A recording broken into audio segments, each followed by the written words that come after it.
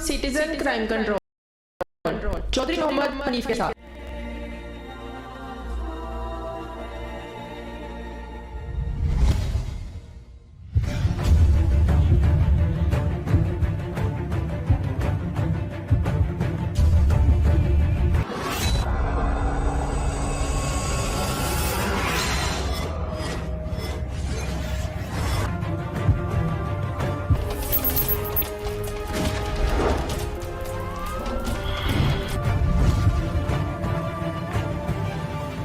औज़ुबिल्लाहि मिनश्शैतानिर्रजीम बिस्मिल्लाहिर्रहमानिर्रहीम। नाज़रीन, आप देख रहे हैं प्रोग्राम सिटीज़न क्राइम कंट्रोल। मैं हूं चौधरी मोहम्मद हनीफ। नाज़रीन, बग़ैर किसी शक व शुबे के कोरोना वायरस ने पूरी दुनिया को अपनी लपेट में ले रखा है। ये बड़े मुल्कों की सियासत है, उनकी अपनी आपस में जंगें हैं, अपनी उनकी इकानमी है, एक दूसरे की इकानमी को ख़राब करने की भरपूर कोशिशें हैं। इसके हक़ाइक़ कब सामने आएंगे, आने वाले वक्तों में तारीख़ गवाह है। जैसे माजी के वाक़यात में तारीख़ में दोहराए जाते हैं, इस तरह ये मौजूदा हालात के बाद जो भी मामलात हैं भी तारीख़ में लिखे जाएं। हमारे मुल्क पाकिस्तान में हुकूमत पाकिस्तान, तमाम सूबाई हुकूमतें टीवी पर, रेडियो पर 24 घंटे इस बात में लगे हैं कि अपनी आवाम को कैसे बचाया जाए, उनको कैसे तहफ़्फ़ुज़ बहम पहुँचाया जाए और कैसे अपनी आवाम की गुर्बत में उनकी इमदाद की जाए। हमारे प्राइम मिनिस्टर साहब अपनी प्रेस कॉन्फ्रेंस में बार बार ये कहते हैं कि मैंने मुकम्मल लॉकडाउन नहीं किया।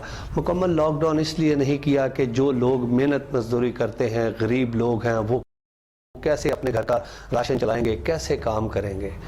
तो नाज़रीन, जहाँ पे हुकूमतों ने अपनी आवाम, गरीब आवाम के लिए इमदादी पैकेज की भरमार कर दी, राशन देने की ज़िम्मेदारियाँ उठा ली, उनको 12-12 हज़ार रुपया पैकेज देने की ज़िम्मेदारी उठा ली, उनको घर घर में राशन देने की ज़िम्मेदारी उठा ली। वहीं पे तमाम NGOs जो हैं, उन्होंने, फलाही इदारों ने लोगों के घरों में राशन पहुंचाने की ज़िम्मेदारी उठा ली और अपने अपने जगह पर, अपने अपने इदारों में राशन की बोरियों के गोदाम भर लिए। मैं ये समझता हूँ, देखने के बाद, इसको तज्ज़िया करने के बाद, कि जब हम बाहर जाते हैं तो कोई घर ऐसा नहीं मिलता जिसको राशन मिलता हो और उसकी इज़्ज़त नफ्स महफूज रहती हो। जहाँ पे राशन की बात आती है, वहाँ पे एक हफ्ते का राशन, 1-1 किलो की दाल के पैकेट, चंद एक आटे के तोड़े के लिए लोगों की लंबी कतारें देखने में आती हैं। तो ये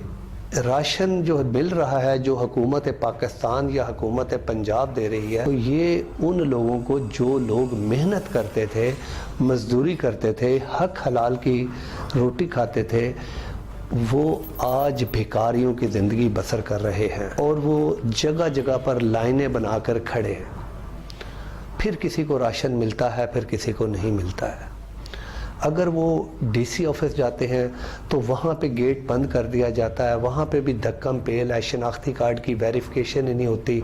फिर दूसरी बात ये कि 50 साल से अबव जो लोग हैं, उनके बायोमेट्रिक जब अंगूठे चेक करते हैं तो अक्सरियत जो है 50 साल के बाद, 50, 55, 60 साल, 65 साल की उम्र के जो लोग बुज़ुर्ग हैं हमारे, जो वहाँ पे राशन लेने जाते हैं या अपनी तस्दीक कराने जाते हैं, तो उनके बायोमेट्रिक क्लियर नहीं आती, क्योंकि इस एज में अक्सर लोगों की बायोमेट्रिक जो है वो क्लियर नहीं आती, उनके फिगर जो है वो क्लियर नहीं होते। नाजरीन, ये सारे हालात और वाक़यात हैं। अब हुकूमत शहनशाह वक़्त को, अरबाब इख्तियार को तो कोई जुर्रत नहीं कर सकता कि ये पूछे कि आप इतने बजट जो आपने ऐलान कर दिए, इतने पैकेज दे दिए आवाम को, फिर भी आवाम जो है वो रो रही है और आवाम बिलक रही है और लोगों के ऊपर हजूम है, फ़कीरों का, भिखारियों का, और सफ़ेद पोश लोग अपनी ज़िंदगी, अपने अंदर खुद ही अपनी मौत आप मर रहे। जब ऐसे वाक़यात देखने में आए तो तब चीफ जस्टिस सुप्रीम कोर्ट ने अज़ खुद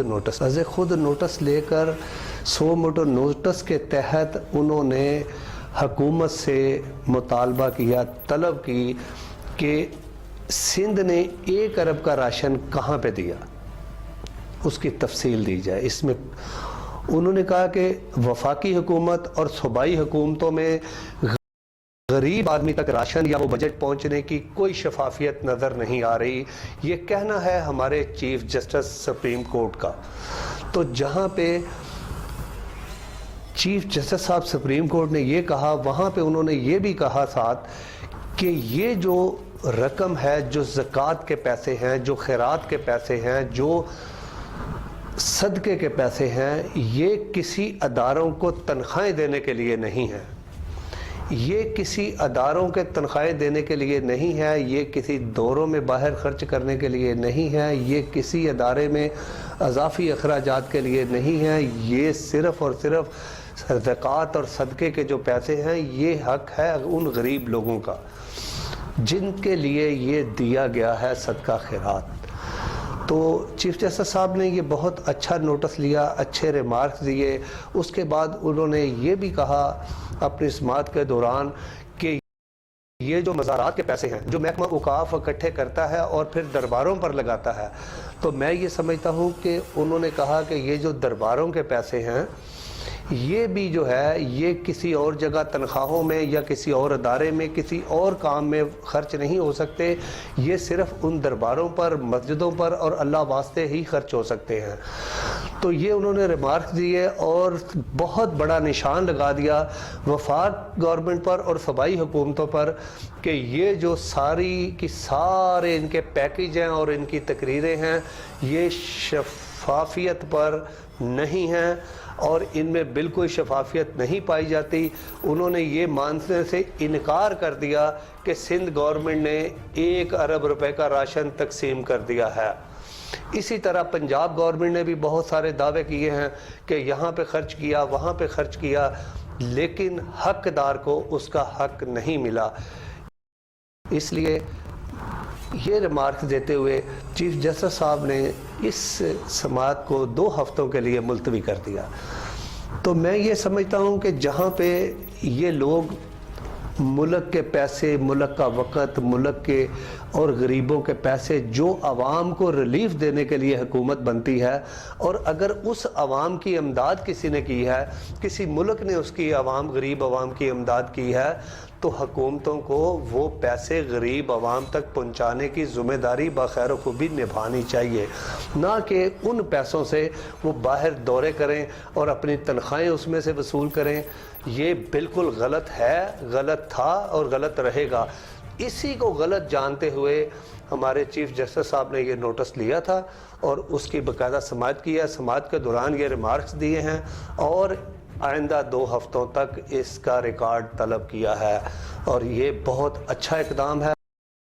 عوام چیف جسٹس صاحب سے بہت اچھی توقعات وابستہ کرتے ہیں اور رکھتے ہیں، اور ہم یہ سمجھتے ہیں کہ اب اگر کوئی ایک شخص ہمارے چیف جسٹس آف پاکستان آج کے اور ماضی کے، یہ کسی دور میں بالکل حکومت سے کمزور نہیں رہے، انہوں نے وزیر اعظم، اچھے سے اچھے وزیر اعظم کو، طاقتور سے طاقتور وزیر اعظم کو نااہل بھی کیا ہے، ان کو گھر بھی بھیجا ہے، ان کو سزائیں بھی دی ہیں۔ اس لیے ہماری عدلیہ کمزور نہیں ہے۔ ہمارے چیف جسٹس نے عوام کی نمائندگی کی ہے، عوام ان کی تہ دل سے شکر گزار ہے۔ خدا حافظ۔ دوسرے پروگرام میں آئندہ بتائیں گے کہ اس پہ کیا ریمارکس دیے یا کیا فیصلہ ہوا۔